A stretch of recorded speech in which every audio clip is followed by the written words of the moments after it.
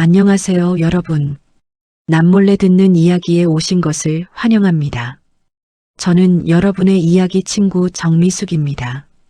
오늘도 이렇게 찾아와 주셔서 진심으로 감사합니다. 이 채널을 통해 여러분을 만나는 시간이 저는 항상 소중합니다. 바쁜 하루 중에 잠시 멈추고 이 목소리에 귀를 기울여 주시는 여러분, 그 마음이 늘 감사합니다. 오늘은 저도 이 이야기를 준비하면서 한참을 혼자 앉아 있었습니다. 이런 이야기를 들을 때면 저도 모르게 제 가족들이 생각납니다. 부모님, 형제들, 오래 연락하지 못한 얼굴들, 여러분은 어떠세요? 오늘 하루 가족에게 연락하셨나요? 오늘은 가족에 대한 이야기를 들려드리려고 합니다. 우리는 가족이라면 서로를 다 안다고 생각합니다. 한 밥상에서 밥을 먹고 한 지붕 아래에서 잠을 자고 같은 날들을 함께 보낸 사람들이니까요. 이름을 부르면 달려오고 아프면 걱정해주고 기쁠 때 함께 웃어주는 사람들. 그래서 가족에게는 비밀이 없을 것이라고 믿습니다.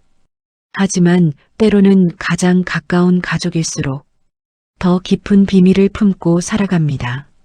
차마 말하지 못한 것들, 말하지 않는 것이 오히려 사랑이라고 생각했던 것들, 알면 상처가 될까봐 혼자 감당했던 것들, 그리고 어떤 진실은 수십 년이 지나서야 비로소 빛을 보기도 합니다.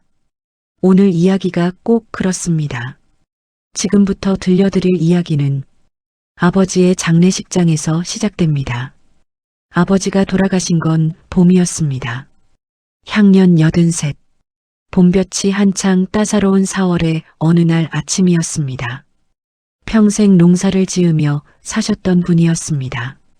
이른 새벽에 일어나 밭에 나가시고 해가 저물어야 집으로 돌아오시던 분이었습니다.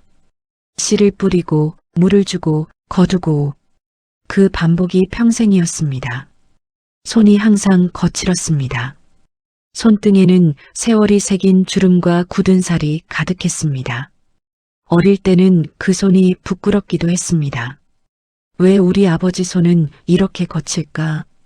다른 집 아버지들처럼 부드럽고 깔끔했으면 좋겠다고 생각했습니다. 하지만 나이가 들수록 그 손이 얼마나 귀한 손인지 알게 되었습니다.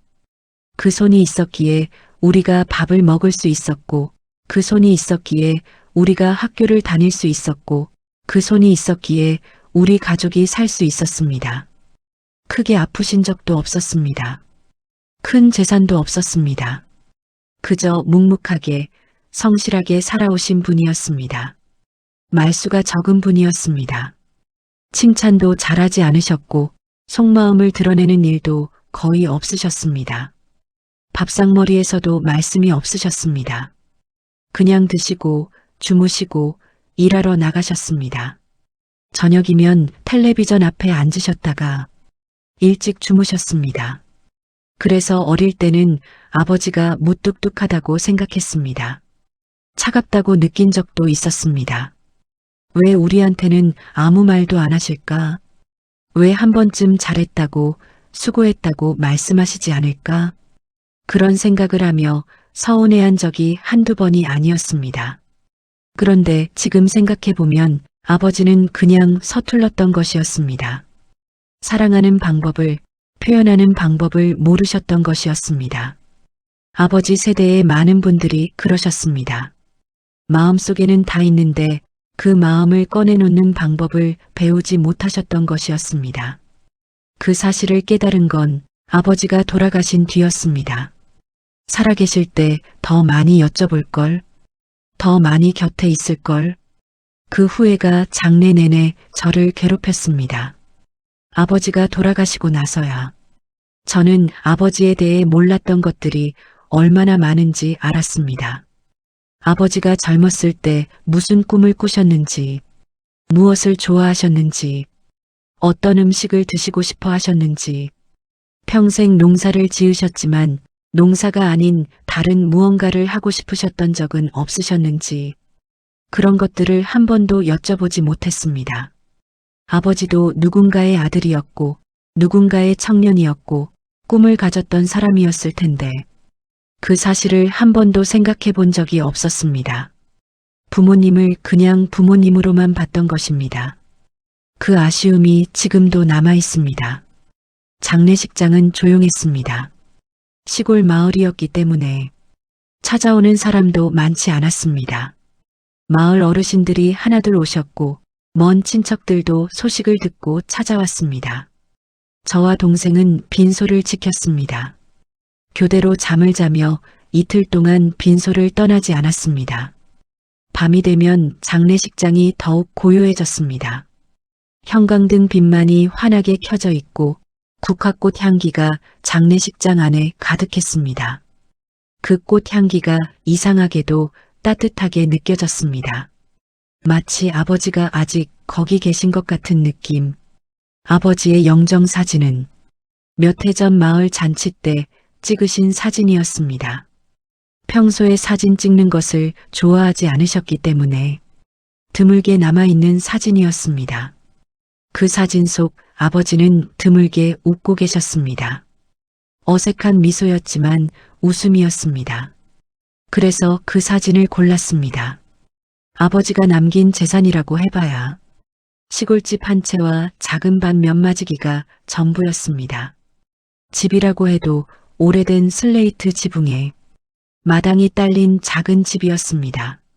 마당에는 감나무 한 그루가 있었고 봄이면 텃밭에 상추와 고추를 심으셨습니다. 밭도 남들이 부러워할 만한 크기가 아니었습니다. 그래서인지 장례식은 평온하게 흘러갔습니다. 재산을 둘러싼 다툼도 없었고 욕심을 부리는 사람도 없었습니다. 그냥 조용히 아버지를 보내드리는 자리였습니다. 그런데 둘째 날 저녁이었습니다. 모든 것이 바뀌었습니다. 그날 저녁 8시쯤이었을 겁니다. 조문객들이 뜸해지고 장례식장 안이 조용해졌을 무렵이었습니다. 저와 동생은 빈소 옆에 앉아 조용히 이야기를 나누고 있었습니다. 아버지 이야기를, 어릴 때 추억들을. 그때 빈소 문이 열렸습니다. 처음 보는 남자가 들어왔습니다. 나이는 60쯤 되어 보였습니다. 반백의 머리카락, 단정하게 정돈된 검은 양복을 입고 있었습니다. 얼굴에는 긴 세월의 흔적이 묻어 있었습니다. 피곤해 보였지만 어딘가 단단하고 침착한 인상이었습니다. 멀리서 왔다는 게 느껴졌습니다. 짐도 들고 있었습니다.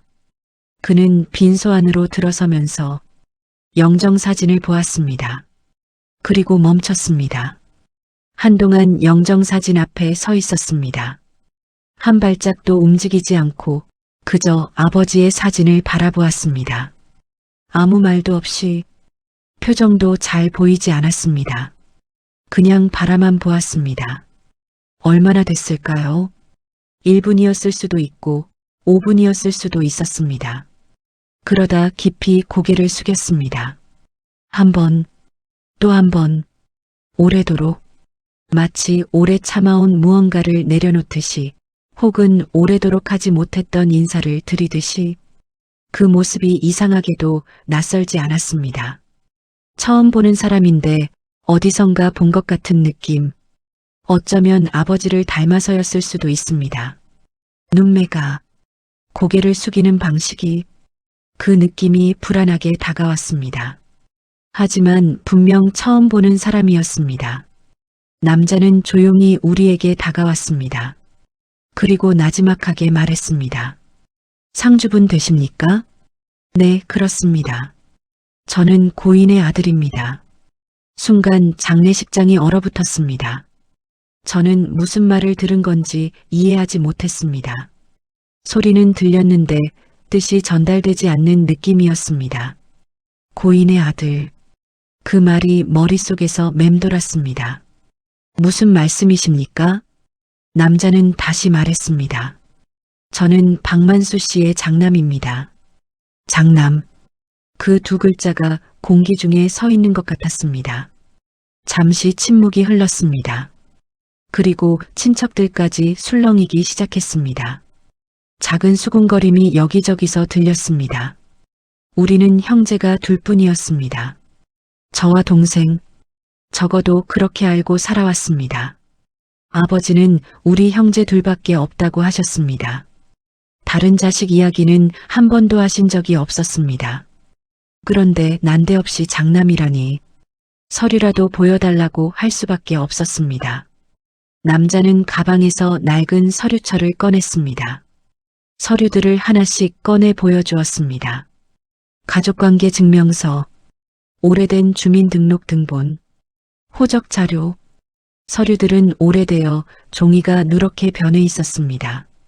하지만 그 안의 내용은 선명했습니다. 모든 서류에 그의 이름이 적혀 있었습니다. 박만수의 장남, 틀림없었습니다. 부정할 수 없는 사실이었습니다. 실제로 존재하는 아버지의 첫째 아들이었습니다. 저와 동생은 충격을 받았습니다. 말이 나오지 않았습니다. 머릿속이 하얘지는 것 같았습니다. 우리가 평생 몰랐던 사람이 여기 있다는 것, 아버지에게 우리가 모르는 아들이 있었다는 것, 그것 자체만으로도 이미 충분히 충격적이었습니다. 하지만 더 충격적인 이야기는 그 다음이었습니다. 남자가 우리 앞에 조용히 앉았습니다. 그리고 말했습니다. 아버지가 남긴 재산 이야기를 해야겠습니다. 순간 분위기가 싸늘해졌습니다. 동생이 자리에서 벌떡 일어났습니다. 지금 장례식장에서 그 얘기를 하겠다는 겁니까? 동생의 목소리가 떨리고 있었습니다. 화가 나기도 했고 당황스럽기도 했습니다. 아버지가 막 돌아가신 자리에서 우리가 빈소를 지키고 있는 이 자리에서 처음 보는 사람이 유산 이야기를 꺼낸 것입니다. 그것도 30년 동안 연락 한 번 없던 사람이. 남자는 아무 말도 하지 않았습니다. 반박도 하지 않았습니다. 변명도 없었습니다. 그냥 앉아 있었습니다. 그 침묵이 더 화가 났습니다. 친척들도 수군거리기 시작했습니다. 재산 때문에 왔네. 역시 그럴 줄 알았어. 아는 척도 안 하더니 이럴 때 나타나는구먼. 평소엔 어디 있다가. 남자는 변명하지 않았습니다. 그 말들을 다 들으면서도 그저 묵묵히 자리를 지켰습니다. 무릎을 꿇고 앉아서 아버지의 영정사진을 바라보았습니다. 나중에 돌이켜보면 그 시간 동안 형이 얼마나 힘들었을지 모르겠습니다. 오해를 받으면서도 그 오해를 풀 말을 꺼내지 못하고 그냥 앉아 있어야 했던 그 시간이. 그날 밤 장례식장이 파할 무렵 형은 여전히 자리를 지키고 있었습니다. 조문객이 모두 떠나고 저와 동생만 남았을 때였습니다. 형이 조용히 우리에게 물었습니다. 오늘 여기서 자도 되겠습니까? 저는 그 말에 무언가 뭉클한 것을 느꼈습니다. 마지막 밤을 아버지 곁에서 보내고 싶었던 것이었습니다. 저는 그냥 고개를 끄덕였습니다. 그날 밤 우리 셋은 처음으로 같은 공간에서 잠을 청했습니다. 형은 영정사진 앞에서 오래도록 앉아 있었습니다. 무슨 말을 했는지는 모릅니다. 그냥 앉아 있었습니다. 저는 잠든 척 누워서 그 모습을 보았습니다. 형의 등이 보였습니다. 넓은 등. 그 등이 아버지의 영정사진을 향해 있었습니다. 아버지와 형이 30년 만에 마주하는 밤이었습니다. 장례가 끝난 뒤였습니다. 아버지를 산에 모시고 사람들이 하나둘 떠나고 우리는 빈집으로 돌아왔습니다. 집이 텅 빈 것 같았습니다. 아버지가 앉아 계시던 자리, 아버지가 주무시던 방, 아버지가 신던 신발, 그 모든 것이 그대로인데 아버지만 안 계신 느낌이었습니다. 그리고 유품을 정리하기 시작했습니다. 오래 사셨던 분의 짐이라지만 많지 않았습니다. 낡은 옷가지들, 농기구, 그리고 몇 가지 생활용품들, 하나하나 정리하며 아버지의 흔적을 느꼈습니다. 이건 언제 쓰시던 거였을까? 이건 누가 드린 거였을까? 그러다 침대 밑에서 오래된 나무 상자 하나를 발견했습니다. 아버지가 늘 잠가 두셨던 상자였습니다. 어릴 때 한번 열어보려고 했다가 아버지에게 혼이 난 기억이 있었습니다. 손대지 마라 하셨습니다. 그 한마디에 다시는 건드리지 않았습니다. 뭐가 들어있는지 궁금했지만 아버지 앞에서는 물어볼 수가 없었습니다. 자물쇠 열쇠는 아버지의 주머니에 있었습니다. 그 열쇠로 상자를 열었습니다. 삐걱 소리가 났습니다. 오래된 나무 상자 특유의 소리였습니다. 안에는 낡은 통장들이 있었습니다. 오래된 것들이었습니다. 잔고가 거의 없는 통장들, 아버지의 평생 살림이 고스란히 담겨 있었습니다. 그리고 편지 뭉치가 있었습니다. 끈으로 묶어둔 편지들이었습니다. 한 장 한 장이 오래되어 있었습니다. 봉투들, 소인, 30년 전, 20년 전의 날짜들, 봉투를 들여다보았습니다. 보내는 사람의 주소, 서울, 인천, 경기도, 여러 곳이었습니다. 하지만 이름은 항상 같았습니다. 그 이름 세 글자, 저는 한참 그 글자들을 들여다보았습니다. 그리고 그 편지 뭉치 속에서 따로 봉해진 봉투 하나가 나왔습니다. 다른 것들과 달리 아직 뜯기지 않은 채였습니다. 봉투 앞에는 이렇게 적혀 있었습니다. 첫째 아들에게. 순간 모두가 조용해졌습니다. 저와 동생, 그리고 마침 곁에 있던 형. 아무도 말을 하지 않았습니다. 저는 천천히 봉투를 들어 형에게 내밀었습니다. 형은 두 손으로 봉투를 받았습니다. 그 손이 떨리고 있었습니다. 형이 봉투를 열었습니다. 편지를 꺼냈습니다. 아버지의 글씨였습니다. 악필이었지만 알아볼 수 있었습니다. 평생 연필과 호미를 쥐었던 손으로 쓴 글씨였습니다. 삐뚤빼뚤하지만 힘이 담겨 있었습니다. 형이 읽기 시작했습니다. 우리도 같이 들여다보았습니다. 미안하다. 첫 문장이었습니다. 딱 세 글자. 그 세 글자에 숨이 막혔습니다. 그리고 이어지는 내용은 우리가 전혀 몰랐던 이야기였습니다. 30여 년 전이었습니다. 아버지는 큰 빚을 졌습니다. 보증을 잘못 썼고 농사도 연이어 흉년이 들었습니다. 집안 형편은 최악이었습니다. 빚쟁이들이 집 앞까지 찾아오던 시절이었습니다. 이자는 불어나고 팔 것은 없고 벌 것도 없었습니다. 밤마다 아버지는 잠을 못 이루셨을 겁니다. 가족을 어떻게 먹여 살릴지, 이 상황을 어떻게 헤쳐나갈지, 잠 못 드는 밤을 얼마나 보내셨을까요? 그때 첫째 아들이었던 형은 21살이었습니다. 대학 진학을 앞두고 있었습니다. 공부를 잘했다고 합니다. 선생님들도 기대를 걸었다고 합니다. 앞날이 있었던 청년이었습니다. 하지만 집안 형편을 보았습니다. 아버지가 밤마다 걱정하는 것을 보았습니다. 그리고 대학 진학을 포기했습니다. 아무에게도 말하지 않고 조용히 스스로. 그리고 어느 날 아침 짐을 싸서 집을 나갔습니다. 우리는 가출한 줄 알았습니다. 어른들도 그렇게 생각했습니다. 이 집이 싫어서 도망간 것이라고, 철없는 놈이라고. 아버지도 아무 말하지 않았습니다. 형이 왜 떠났는지, 어디로 갔는지 한마디도 하지 않았습니다. 그래서 우리도 그냥 그런 줄 알았습니다. 형은 그냥 집을 버린 사람, 그런 사람으로 기억하며 살았습니다. 하지만 진실은 달랐습니다.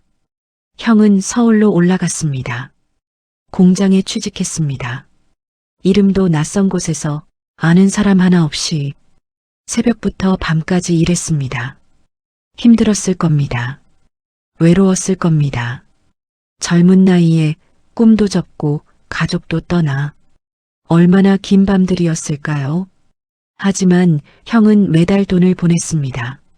아버지에게 이름을 밝히지 말아달라는 부탁과 함께 동생들이 알면 부담스러워할까봐, 아니면 그냥 조용히 하고 싶어서 모르겠습니다. 형의 마음속을 다 알 수는 없습니다. 하지만 그 돈이 보내진 것은 사실이었습니다. 매달 빠지지 않고 그 돈으로 아버지는 빚을 조금씩 갚았습니다. 그 돈으로 우리가 학교에 다녔습니다. 아버지는 편지에 이렇게 적었습니다. 내가 보낸 돈으로 내 동생들은 학교를 다녔다. 내가 보낸 돈으로 이 집을 지켰다. 내가 없었다면 이 집은 진작에 무너졌을 것이다. 하지만 나는 끝내 그 사실을 말하지 못했다.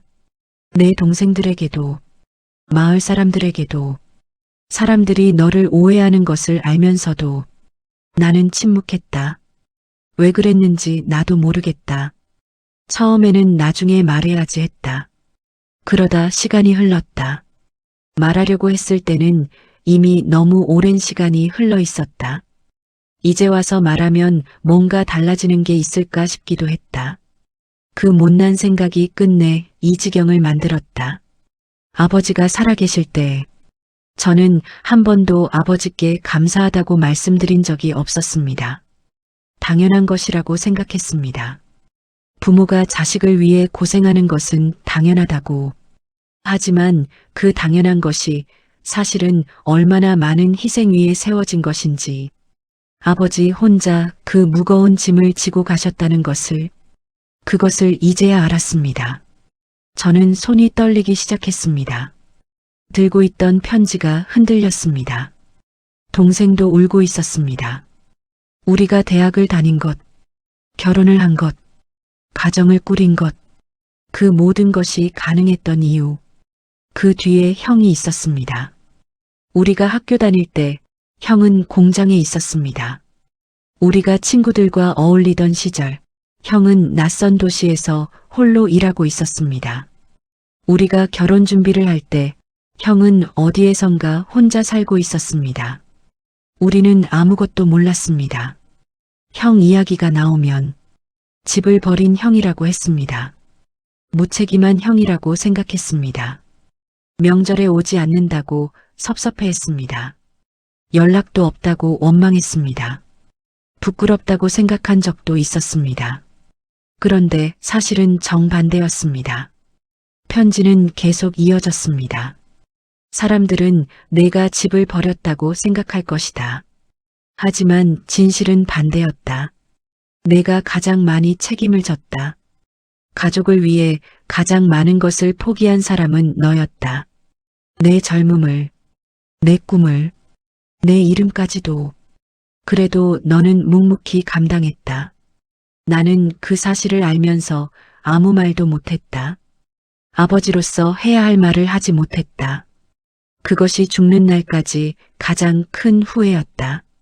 내가 고생하는 것을 보면서도 내 편이 되어주지 못한 것이 미안하다. 그리고 마지막 문장이었습니다. 유산은 내 것이어도 된다. 시골집도 밭도 남은 것이 있다면 전부 내 것이다. 나는 내게 줄 것이 이것밖에 없다. 미안하다는 말을 이제야 한다. 늦었다는 것을 안다. 하지만 이렇게라도 말하지 않으면 저 세상에 가서도 눈을 감지 못할 것 같다. 사랑한다. 아버지가 편지를 읽는 동안 아무도 말을 하지 못했습니다. 형도 눈을 감고 있었습니다. 입술이 떨리고 있었습니다. 얼마나 오래 그렇게 있었을까요? 시간이 멈춘 것 같았습니다. 그때 형이 조용히 입을 열었습니다. 그래서 제가 왔습니다. 우리는 형을 바라보았습니다. 형은 입술을 꼭 다물었다가 다시 말했습니다. 재산 받으러 온 게 아닙니다. 아버지가 왜 아무 말도 안 하셨는지 알고 싶었습니다. 살아계실 때 한 번이라도 내가 한 것들을 알아주시는지 그냥 그것이 궁금했습니다. 그것만 알고 싶었습니다. 형의 눈가가 붉어졌습니다. 목소리가 가늘어졌습니다. 한 번쯤은 아버지가 잘 지냈는지 보고 싶었습니다. 그냥 보고 싶었습니다. 그 말에 결국 모두 울고 말았습니다. 형도 저도 동생도 장례식장에서도 참았던 눈물이 그 자리에서 쏟아졌습니다. 소리를 내어 울었습니다. 30년이라는 시간 동안 우리는 각자 다른 오해 속에 살고 있었습니다. 형은 동생들에게 잊힌 것 같다고 느꼈을 겁니다. 우리는 형이 가족을 버렸다고 생각했습니다. 아버지는 그 사이에서 말을 못하셨습니다. 아무도 잘못한 것이 아니었습니다. 그냥 말을 하지 못했을 뿐이었습니다. 그 말 하나가 30년을 갈라놓았습니다. 며칠 뒤였습니다. 형은 유산 상속 포기 서류에 도장을 찍었습니다. 제가 말렸습니다. 형, 아버지가 형 거라고 하셨잖아. 형은 조용히 고개를 저었습니다. 됐어. 나는 아버지 얼굴 한 번 더 봤으니까. 그걸로 됐어. 시골집도, 밭도 모두 우리에게 남겼습니다. 그리고 떠나기 전 형이 마지막으로 말했습니다. 이제라도 형이라고 불러주겠니? 저는 대답 대신 형을 끌어안았습니다. 오래 안고 있었습니다. 형의 등이 넓었습니다. 30년 동안 공장에서 일한 몸이었습니다. 그 등이 뜨거웠습니다. 30년의 공백이 그 포옹 안에서 조금씩 녹았습니다. 말로는 다 할 수 없는 것들이 그 포옹 안에 담겼습니다. 한참을 울고 나서 형이 눈물을 닦으며 말했습니다. 아버지가 편지를 남기셨군요. 저는 고개를 끄덕였습니다. 형이 낮은 목소리로 말했습니다. 살아계실 때 한 번이라도 말씀하셨으면 좋았을 텐데 그 말이 아팠습니다. 형도 기다렸던 것입니다. 30년 동안 아버지가 언젠가는 말씀해 주시겠지 하고 한마디라도 해 주시겠지 하고 하지만 그 말은 끝내 오지 않았습니다. 편지로만 왔습니다. 아버지가 돌아가신 뒤에야 아버지의 편지에는 한 가지가 더 있었습니다. 형이 처음 돈을 보내온 날을 기억한다고 하셨습니다. 봉투 안에 돈이 있었고 쪽지 한 장이 들어 있었다고 합니다. 아버지, 저 잘 있어요. 걱정하지 마세요. 딱 그 말뿐이었다고 합니다. 그 쪽지를 아버지는 버리지 못하셨다고 합니다. 그 쪽지도 상자 안에 있었습니다. 누렇게 바른 종이 위에 형의 젊은 날 글씨가 남아 있었습니다.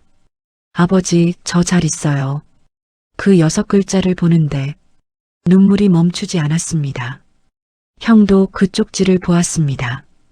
한참을 들여다보다가 아무 말도 하지 않았습니다. 그냥 접어서 주머니에 넣었습니다. 그 쪽지만은 가져가고 싶었던 모양이었습니다. 형이 공장에서 보낸 세월이 얼마나 됐을까요? 나중에 들어보니 형은 20대 내내 공장에 있었다고 했습니다. 30대가 되어서야 조금씩 자리를 잡았습니다. 결혼은 40이 넘어서 했다고 합니다. 자식은 없다고 했습니다. 지금은 혼자 살고 있다고 했습니다. 그 이야기를 들으며 저는 가슴이 아팠습니다. 형의 인생이 어떻게 흘러갔을지, 혼자였던 시간들이 얼마나 길었을지, 우리가 몰랐던 그 세월이 아버지도 그 사실을 알고 계셨을까요? 아마 아셨을 겁니다. 그러니 더 말씀을 못 하셨겠지요. 자신이 아들의 인생을 그렇게 만들었다는 것을, 그 죄책감을 평생 혼자 지고 사셨겠지요. 말수가 더 없어진 것도, 웃음이 드물었던 것도 어쩌면 그 때문이었을지 모릅니다. 아버지의 무뚝뚝함이라고 생각했던 것들이 사실은 죄책감이었을 수도 있습니다. 차가움이라고 느꼈던 것들이 사실은 말 못할 슬픔이었을 수도 있습니다. 그것을 이제야 알았습니다. 너무 늦게. 형은 가끔 연락을 합니다. 명절에는 전화를 합니다. 잘 지내냐, 별일 없냐. 짧은 말들이지만 그 짧은 말이 얼마나 귀한지 모릅니다. 30년 만에 생긴 형입니다. 30년 동안 잃어버렸던 가족이 그날 다시 돌아왔습니다. 가끔 생각합니다. 아버지가 왜 말을 못하셨을까? 처음부터 다 말씀하셨다면 어땠을까? 형도 동생들도 함께 알고 함께 살아갈 수 있었을 텐데. 하지만 아버지도 서툴렀던 것입니다. 사랑하는 방법이 서툴렀고, 표현하는 방법이 서툴렀고, 사과하는 방법도 서툴렀던 것입니다. 그래서 마지막에 편지 한 장을 남기셨습니다. 살아서는 하지 못한 말을 떠나면서야 전하셨습니다. 그 편지 한 장이 30년 묵은 오해를 풀었습니다. 그 편지 한 장이 흩어진 가족을 다시 이었습니다. 살면서 가장 큰 유산은 돈이 아닐지도 모릅니다. 아버지가 남긴 그 편지 한 장, 오랫동안 잊고 지냈던 가족, 그리고 늦게라도 전해지는 진심. 어쩌면 그것이 진짜 유산인지도 모르겠습니다. 형이 우리 집에서 이틀을 머물렀습니다. 처음에는 어색했습니다. 50년 넘게 살면서 처음 만난 형제. 무슨 말을 해야 할지도 몰랐습니다. 밥을 같이 먹었습니다. 형은 밥을 많이 드셨습니다.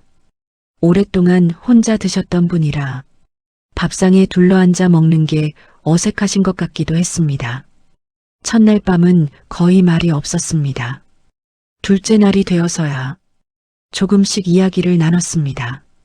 형이 공장에 처음 취직했을 때 이야기, 월급을 처음 받았을 때 이야기, 그 돈을 봉투에 넣어 아버지께 보내던 날 이야기, 이름을 적을까 말까 한참 고민했다고 했습니다. 결국 이름을 적지 않았다고 했습니다. 동생들이 알면 부담스러워할까봐 아버지가 알아서 하시겠지 싶어서. 그 마음이 얼마나 외로운 마음이었을까요? 가족을 위해 일하면서 가족에게 알리지도 못하고 그 외로움을 형은 혼자 감당했습니다. 형과 헤어지던 날 형이 버스를 타러 가다가 돌아봤습니다. 그리고 웃었습니다. 그 웃음이 지금도 눈에 선합니다. 주름진 눈가에 반백의 머리카락, 그리고 그 웃음, 아버지를 닮은 웃음이었습니다. 무뚝뚝한데 따뜻한, 말은 없는데 마음은 가득한 그 웃음을 보며 생각했습니다. 우리가 30년을 잃었지만 이제 남은 시간을 함께 할 수 있다고, 그것만으로도 충분하다고. 아버지가 돌아가셨지만 아버지 덕분에 가족이 하나 더 생겼습니다. 아버지가 남긴 가장 큰 유산은 그것이었는지도 모릅니다. 지금 이 이야기를 들으시는 여러분, 혹시 오래 연락하지 못한 가족이 있으신가요? 오해한 채로 혹은 오해받은 채로 세월을 보내고 있는 분이 계신가요? 말하지 못한 미안함, 전하지 못한 고마움, 그런 것들이 마음 한켠에 쌓여 있지는 않으신가요? 진심은 늦지 않습니다. 어쩌면 지금 이 순간이 그 말을 전할 수 있는 가장 빠른 때일지도 모릅니다. 아버지처럼 편지를 남기지 않아도 됩니다. 그냥 전화 한 통, 문자 한 줄, 잘 지내냐, 보고 싶다.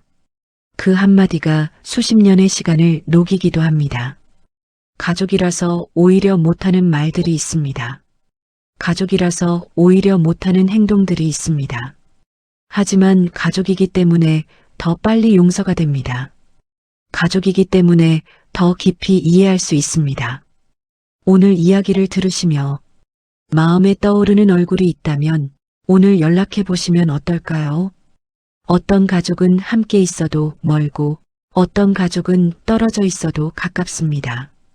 어떤 사랑은 표현되지 않아도 존재하고 어떤 희생은 알려지지 않아도 남아 있습니다. 형이 보낸 그 돈들, 아버지가 받으시던 그 봉투들, 그것들은 아무도 몰랐지만 그 돈 위에 우리의 삶이 세워졌습니다. 가족이란 그런 것인지도 모릅니다.